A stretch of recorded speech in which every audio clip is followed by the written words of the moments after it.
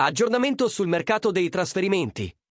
Prima di entrare nei dettagli, lasciate il vostro like e iscrivetevi al canale per seguire tutte le vicende del calcio internazionale. Il futuro di Alejandro Garnacho continua ad essere uno degli argomenti più discussi del mercato invernale. Il giovane argentino, attualmente al Manchester United, resta l'obiettivo principale del Napoli, che lo vede come il sostituto ideale di Kvicha Kvaratskhelia. Tuttavia, dietro le quinte si muove anche l'interesse del Chelsea. Ma le trattative con i Blues potrebbero non essere così avanzate come alcune voci hanno indicato. Secondo il noto giornalista Fabrizio Romano, specializzato nel mercato dei trasferimenti, non c'è ancora nulla di concreto tra Chelsea e Manchester United per quanto riguarda Garnacho.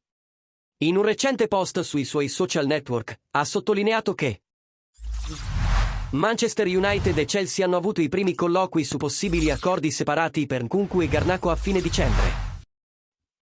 Potrebbe essere ancora un'idea per entrambi i club, ma non è ancora concreta, vicina o avanzata in questa fase.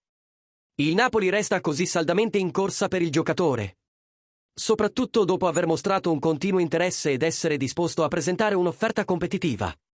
Giovanni Manna, direttore sportivo del Napoli, sta lavorando sui dettagli per convincere sia il giocatore che lo United, sfruttando il desiderio di Garnacho di giocare in un campionato dove ha più importanza. Nel frattempo, il Napoli sta monitorando anche altri elementi chiave della rosa. La situazione di Ngonge, ad esempio, potrebbe essere influenzata dall'arrivo di Garnacho, che apre spazi per un'eventuale cessione dell'attaccante. Inoltre, il club sta valutando la necessità di un difensore centrale, soprattutto dopo il recupero di Alessandro Buongiorno. Resta invece aperta la posizione di Giacomo Raspadori, che cerca più minuti in campo e potrebbe essere ceduto negli ultimi giorni della finestra di mercato.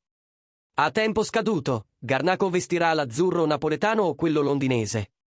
Lasciate le vostre opinioni nei commenti e restate sintonizzati per ulteriori aggiornamenti.